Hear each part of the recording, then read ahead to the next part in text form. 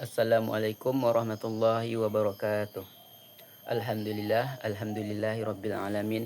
Wassalatu wassalamu ala asyrafil anbiya'i wal mursalin wa ala alihi wa ashabihi rasulillahi ajmain. Puji syukur atas kehadirat Allah Subhanahu wa taala yang telah memberikan kita rahmat, nikmat serta karunia-Nya. Dan yang kedua, salawat beserta salam kita kirimkan kepada pucuk pimpinan umat Islam sedunia, yaitunya Habibil Mustafa Muhammad sallallahu alaihi wasallam. Allahumma sholli wa sallim wa barik alaihi. Baik, sebelumnya perkenalkan, nama saya Maulid Nerdo Asal Sabil dengan NIM 2305010200. Baik, untuk pembahasan kali ini yaitu materi yang ketiga, saya akan membahas tentang pentingnya memahami Al-Quran dan ilmu pengetahuan. Nah, untuk pembahasan kita yang pertama yaitu Al-Quran. Al-Quran ini berasal dari bahasa Arab yaitu qoro'a yaqra'u Qur'anan, yang berarti bacaan. Nah, Al-Quran ini merupakan kalam Allah Subhanahu wa taala yang diturunkan melalui perantara malaikat Jibril. Nah, Al-Quran ini berbentuk mushaf sehingga terjaga kemurniannya. Dan jikalau Al-Quran ini dibaca oleh umat muslim, maka itu akan bernilai pahala di sisi Allah Subhanahu wa taala. Nah, yang kedua, ilmu pengetahuan. Nah, ilmu pengetahuan itu ialah suatu bentuk keinginan manusia untuk menyelidiki hal-hal yang sebelumnya tidak ia ketahui. Nah, jikalau menurut pendapat para filsuf, ilmu pengetahuan itu bisa ada karena keinginan manusia untuk memikirkan atau menilai seberapa jauh pemahaman yang ia miliki. Nah, untuk pembahasan kita kali ini akan berfokus pada apa hubungan Al-Quran dengan ilmu pengetahuan, hubungan Al-Quran dengan sains, dan hubungan Al-Quran dengan matematika. Karena Al-Quran itu merupakan sumber ilmu pengetahuan yang dimiliki oleh seorang muslim. Nah, untuk pembahasan kita yang selanjutnya yaitu memahami hakikat mempelajari Al-Quran. Nah, pernah suatu ketika Nabi Muhammad membaca Al-Quran, datanglah 3 orang yaitu Abu Jahal, Abu Lahab, dan Ahnas bin Syarik. Nah, salah satu atau masing-masing orang ini tidak mengetahui satu sama lainnya bahwasanya mereka sama-sama mendengarkan Al-Quran. Nah, ketika Nabi Muhammad selesai membaca Al-Quran, mereka bertiga ini bertemu.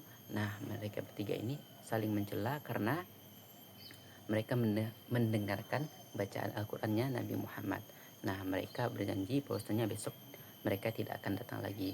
Tetapi ketika besoknya mereka bertiga datang lagi untuk mendengarkan bacaan Al-Quran Nabi. Nah, ini terus berlanjut sampai hari ketiga. Nah, pada hari ketiga mereka membuat suatu perjanjian. Nah, dari perjanjian ini mereka tidak akan datang lagi, tetapi orang-orang ini mengakui bahwasannya Al-Quran itu sangat indah, tetapi mereka menolak karena hawa nafsu mereka. Dan orang bertiga ini mengakui keindahan bacaan Al-Quran. Jadi Al-Quran itu merupakan kalam Allah Subhanahu wa taala yang diturunkan kepada Nabi Muhammad, yaitu berupa mukjizat bagi Nabi Muhammad. Jadi ada beberapa bukti bahwasanya Al-Quran itu merupakan mukjizat. Seperti salah satu ayat di dalam Al-Quran itu menyatakan bahwasanya barang siapa yang ragu dengan Al-Quran, maka buatlah satu ayat yang setara dengan Al-Quran, satu ayat saja. Bukan buat Al-Qurannya, tetapi satu ayat saja. Dan terbukti sampai sekarang tidak ada seorang pun yang mampu membuat ayat yang setara dengan Al-Quran. Nah, jadi ada beberapa bukti lain, seperti salah satu ayat Al-Quran menyatakan bahwasannya kota Konstantinopel itu nanti akan direnggut oleh kaum muslimin. Terbukti bahwasanya sekarang atau pada zaman Muhammad Al-Fatih, kota Konstantinopel itu direnggut dan dimenangkan oleh umat muslim. Jadi mungkin itu mukjizat atau bentuk keluar biasaan Al-Quranul Karim. Nah, dan di Al-Quran juga banyak terdapat ilmu sains, biologi contohnya bahwasanya manusia itu terbuat dari segumpal daging. Nah, pokoknya Al-Quran ini juga menganut begitu banyak ilmu pengetahuan. Jadi Al-Quran ini ialah ilmu atau sumber ilmu pengetahuan bagi umat muslim.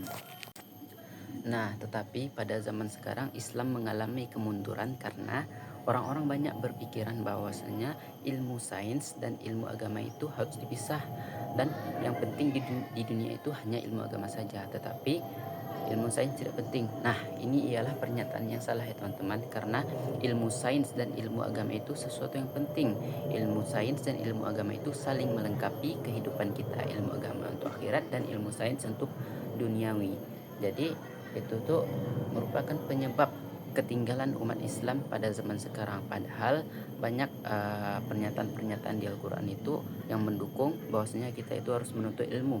Apapun ilmu itu harus kita tuntut agar kita itu bisa menjalani hidup yang lebih baik di dunia dan akhirat. Seperti salah satu ayat di Al-Quran yang menyatakan bahwasanya Iqra, bacalah. Nah, baca ini tidak hanya berarti baca saja, tetapi juga baca itu juga berarti untuk menuntut ilmu. Tuntutlah ilmu sebanyak-banyaknya. Dan ada juga salah satu hadis yang menjelaskan bahwasanya utlubul ilmi minal mahdi ilal lahdi, tuntutlah ilmu dari ayunan bunda hingga tiang lahat. Jadi agama itu sangat mendorong kita untuk menuntut ilmu. Nah, mungkin sekian pembahasan dari saya. Banyak salah dan kurangnya saya mohon maaf. Saya akhiri dengan wabillahi taufik wal hidayah. Wassalamualaikum warahmatullahi wabarakatuh.